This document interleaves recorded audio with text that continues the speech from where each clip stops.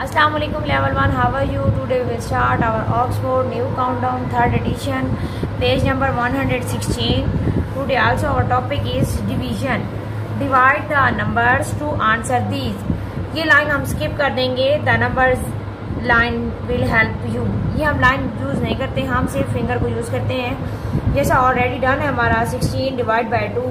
Finger close to 1 is 2, to 2 are 4, to 3 are 6, to 4 are 8, to 5 are 10, to 6 are 12, to 7 are 14, to 8 are 16. तो 8 finger open हुई हैं. यहाँ पे भी उन्होंने 8 लिखा. नेक्स्ट हमने 5 का टेबल पढ़ना है.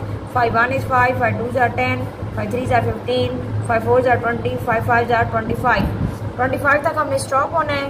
कितनी फिंगर ओपन हुई? 1 2 3 4 5. यहाँ हम लिखेंगे 5.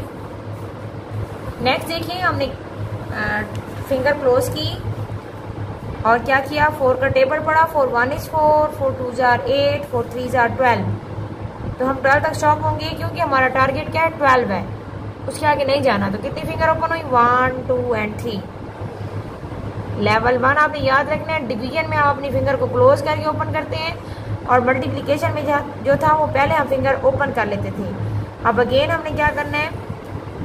3 का टेबल पढ़ना है. 3 1 is 3, 3 2 are 6, 3 3 are 9, 3 4 are 12, 3 5 are 15, 3 6 are 18. कितनी फिंगर ओपन हुई? 6.